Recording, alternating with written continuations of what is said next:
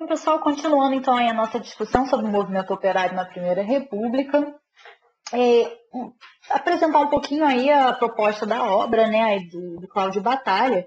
Ele tem por intenção justamente quebrar com alguns excessos de simplificação na análise do movimento operário na República, questionar alguns estereótipos, né, em relação a esses personagens, a essas pessoas que compuseram o movimento operário na Primeira República, e em relação à própria configuração do Brasil em termos de industrialização e da composição desse operariado.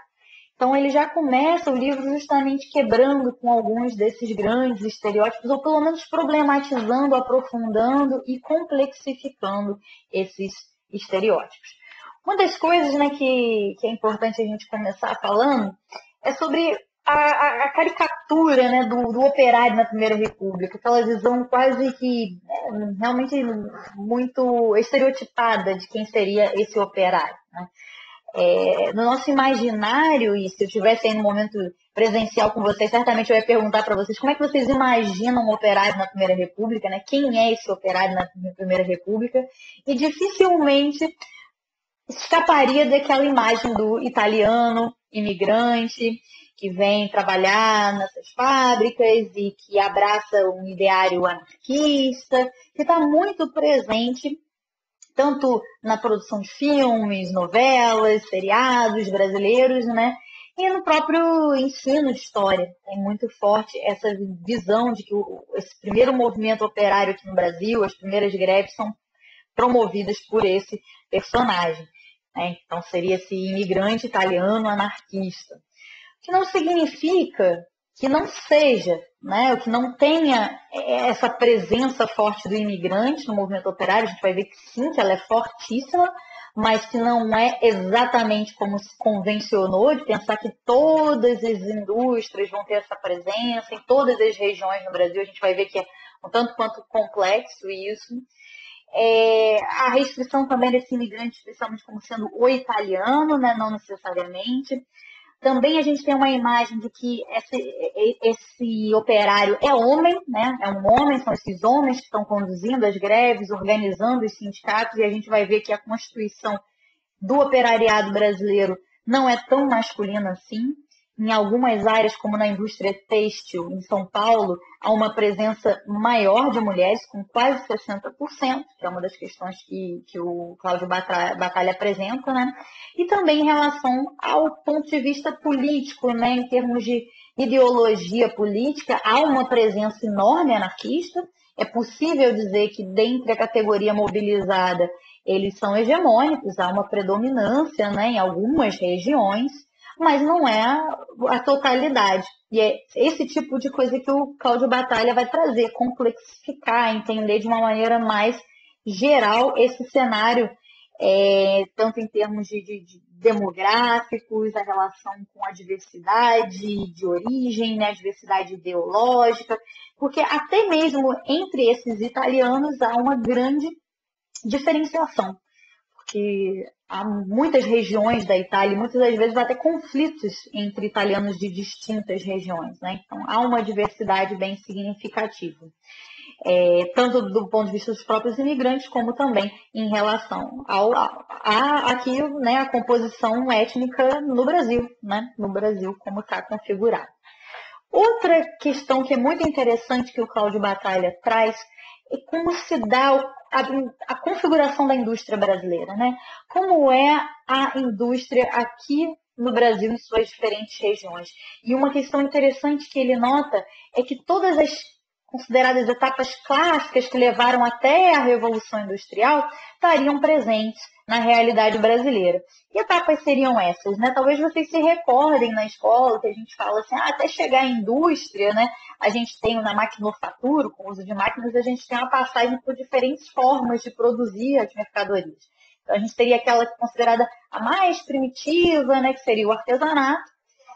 No artesanato, a gente tem a pessoa que produz, né? Ela conhece todas as etapas da produção, ela é dona das ferramentas, ela é dona do espaço de trabalho, ou seja, ela é dona dos meios de produção. Né? Por meios de produção, a gente entende tudo aquilo que é necessário para produzir algo e, consequentemente, ela também fica, uma vez que ela produz e vende esse produto, ela fica com o resultado, né? Com o lucro, com o ganho em cima do seu trabalho. Depois a gente tem a manufatura, e por manufatura a gente já entende um processo de divisão do trabalho, em que as diferentes pessoas envolvidas, né, os diferentes trabalhadores envolvidos na produção de uma determinada mercadoria, cada um se especializa em uma área, produz apenas uma área, né? Então, se você está produzindo uma cadeira, por exemplo, um vai fazer o corte da madeira, o outro vai pregar as diferentes partes aí da madeira, o outro vai lixar, o outro vai invernizar, né? Então, cada um tem uma função distinta. E, no caso da manufatura, o trabalhador não é mais o dono dos meios de produção. Né? A gente já tem aí a figura do empresário, a figura do patrão, o dono da oficina, o dono da manufatura, que é quem detém a posse, né, das ferramentas de trabalho, que ainda são ferramentas simples, né, mas já num contexto aí de divisão social do trabalho.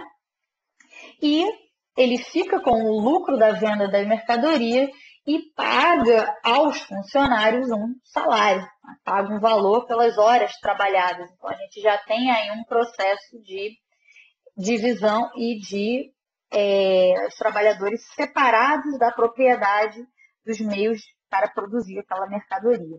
E, por fim, a gente tem o processo da indústria propriamente, né, em que a gente tem a utilização da máquina, né? Então a gente fala em indústria, fala em maquinofatura, que mantém essa estrutura semelhante à manufatura em termos de divisão do trabalho e de propriedade, né? Com a figura do patrão como sendo o dono, né? O dono da fábrica, o industrial, e a gente tem os operários, os trabalhadores que não são donos dessa fábrica, não são donos dos meios de produção, mas que produzem de maneira individualizada, de maneira coletiva, dividida as várias etapas da produção.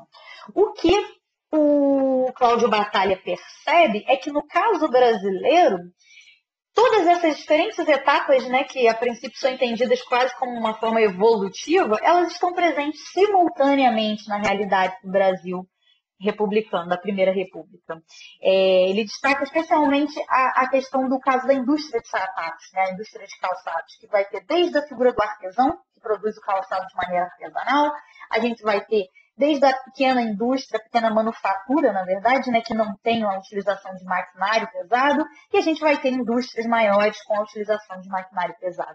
Então, essa é uma complexidade importante de se perceber na realidade brasileira aí do início do século XX.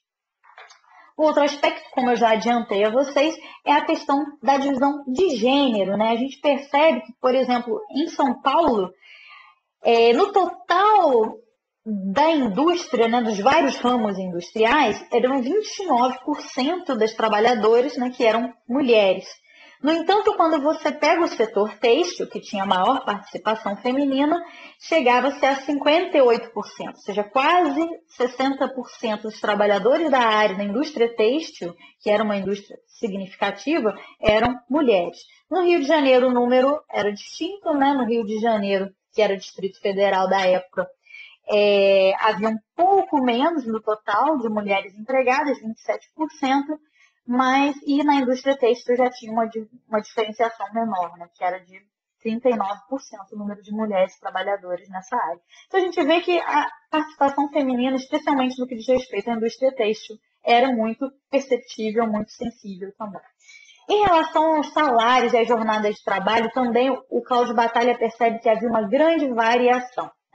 Então, os salários eles variavam muito conforme a oferta e procura. Então, quando acontecia de uma função, uma determinada área que necessitava de maior especialização, não ser muito presente, né? Então uma determinada especialização não haver muito numa determinada região, aquilo tornava o salário desses profissionais significativamente superior a outras funções que eram mais simples, que não exigiam tanta qualificação. Né? Além disso, havia também diferenças regionais muito significativas. Então, mesmo em áreas semelhantes, Por exemplo, o caso dos tecelões, no Rio de Janeiro, eles já recebiam 25% a mais do que eles recebiam em São Paulo e recebiam o dobro no Rio de Janeiro do que se recebia no Nordeste e em Minas Gerais. Né? Então, a gente vê uma variação muito grande de região para região. Em termos da carga de trabalho, da hora de trabalho, jornada, né? No Rio de Janeiro chegava a 14 horas semanais, enquanto São Paulo eram 16 horas semanais. Ainda assim, de qualquer maneira, a gente percebe que eram longas jornadas de trabalho, bastante longas e expressivas. No que diz respeito à forma como viviam, como habitavam, né, em termos de segurança social, lazer, como é que era a vida desses operários?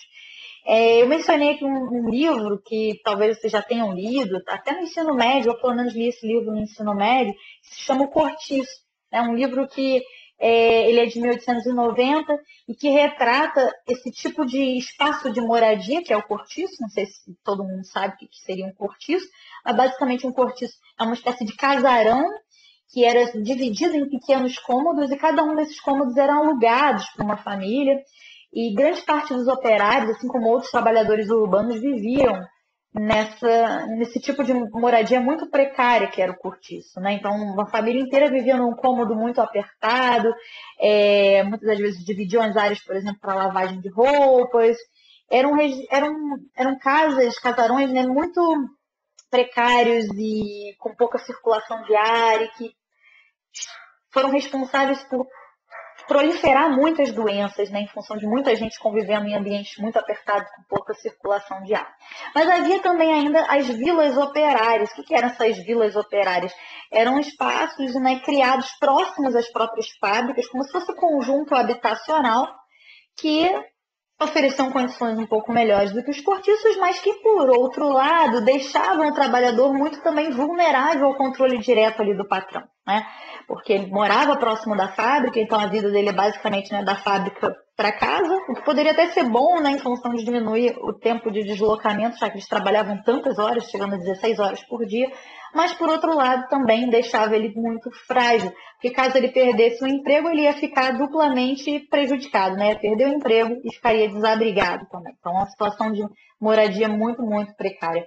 Além disso, não havia qualquer legislação trabalhista que protegesse os trabalhadores. Então, caso um trabalhador sofresse um acidente, o que acontecia era simplesmente ser colocado na rua, caso ele não fosse mais útil, né, para exercer aquele trabalho. Em diversas circunstâncias ia acabar caindo na mendicância mesmo, né, dependendo do acidente que ele pudesse ter sofrido, não receberia nenhum apoio da empresa, nem nada. Não havia nenhum tipo de proteção, por exemplo, em relação a um auxílio maternidade, a possibilidade da mulher tirar uma licença maternidade, nada disso era garantido. Era o laissez-faire absoluto, né? O deixar fazer, deixar acontecer. Os trabalhadores ficavam completamente ao léu, eles não tinham nenhuma garantia em relação a isso. Então, o que muitos faziam era participar de algum tipo de fundo beneficente, né, que garantisse a eles ou desse algum tipo de respaldo, mas que era organizado pelos próprios trabalhadores, como eu vou falar mais adiante, a respeito das comunidades beneficentes, né, que ofereciam algumas sociedades de apoio mútuo, as sociedades de auxílio mútuo, também conhecidas como mutualistas. Agora, em relação à imigração, né, e à composição étnica, realmente a figura do imigrante ela é muito marcante. No entanto, ela não é marcante em todo o país. Né? Em São Paulo, realmente, de 9 em cada 10 trabalhadores industriais eram imigrantes, ou seja, 90% dos trabalhadores industriais eram imigrantes, é um número elevadíssimo. Mas já em Minas e na capital, né, no Rio de Janeiro, já era menor o peso dessa imigração. E em relação, ainda que fosse considerável, né? Mas em relação ao norte e nordeste, ela era muito pequena. Então, tinha muito poucos imigrantes na região norte e nordeste do país. Tá? E também isso foi se modificando. Né? Passada a fase de maior imigração, os estrangeiros que estavam trabalhando em fábricas, a partir da década de 1920, já ficam menores. Né? Então, por exemplo, na década de 20, São Paulo de 90% cai para 51%. E no Rio de Janeiro, 35% dos imigrantes, que já demonstra que vai, no avançar do século XX, reduzindo o número de imigrantes que chegam a essas fábricas aqui no Brasil. Outro aspecto que o Cláudio Batalha traz também é sobre o conflito entre os próprios imigrantes, né? E entre imigrantes também e brasileiros. Então, há uma série de animosidades, de rivalidades entre esses diferentes grupos em função das diferenças que existem entre eles. Além disso, é importante também destacar que é um mito de que a maioria dos imigrantes que vieram trabalhar nas fábricas já eram operários na Europa. Na verdade, a maioria deles eram oriundos do campo, eram trabalhadores agrícolas. Então, a maioria deles não tinha essa experiência prévia do trabalho industrial. Okay? Outro aspecto importante que eu vou destacar aqui, que não, o Cláudio Batalha fala por alto, né, mas ele não vai fazer uma referência mais específica a essa questão, mas é o que foi conhecido como a questão social. Né? Como é que era tratada a questão social, ou seja, as dificuldades da vida, os problemas que eram enfrentados pelos trabalhadores, a alta jornada de trabalho, a falta de proteção e as manifestações que começam a se dar para exigir que esse cenário mude, né? Basicamente, em relação ao Estado, como eu falei, não há qualquer tipo de amparo ou de assistência por parte do Estado. No entanto, o Estado se faz muito presente em outra área, que é a área da repressão, né? A Primeira República, ela é muito eficiente em relação a isso. Então, se não há uma preocupação em termos de construir uma legislação trabalhista, por outro lado, a preocupação em reprimir revoltas, em reprimir greves, em expulsar estrangeiros é muito presente, chegando inclusive ao ápice de ser criado um campo de concentração na Amazônia, que ficou conhecido que tinha o nome de Clevelândia. Né? Essa Clevelândia era um campo de concentração que recebeu vários militantes de sindicalistas, grevistas que foram enviados para lá e todos eles morreram, à exceção de 2 que conseguiram escapar. Né? Então, aí do lado tem uma dica de livro, se vocês tiverem interesse em saber mais sobre a história de Clevelândia, que é esse livro aí do Alexandre Santos, que fala um pouco sobre essa questão da repressão política ao sindicalismo e ao anarquismo no Brasil. Okay? Só para a gente avançar mais um pouquinho aqui, já está um pouco longo esse vídeo, né? Eu vou interromper e depois eu vou fazer mais um, para vocês não ficarem muito cansados, já darem uma descansadinha. Falar um pouquinho das diferentes formas de organização operária. Tá? Então, uma primeira coisa que é importante a gente observar é que, no primeiro momento, os sindicatos não são permitidos. Tá? Havia proibição na Constituição lá do Império de 1824 de que fossem constituídas organizações sindicais. O que era permitido era a criação de sociedades beneficentes, sociedades mutualistas. O que eram essas sociedades mutualistas? Eram aglutinação, né, de trabalhadores para se ajudar. Eles faziam uma espécie de caixinha em que cada trabalhador contribui com um recurso ali, uma parte do seu salário, para ajudar os colegas em casos de necessidade. Então, por exemplo, se alguém adoece, aquele dinheiro coletivamente guardado pode ser utilizado para pagar o auxílio médico, para ajudar a família dessa pessoa quando está precisando, né, de afastamento.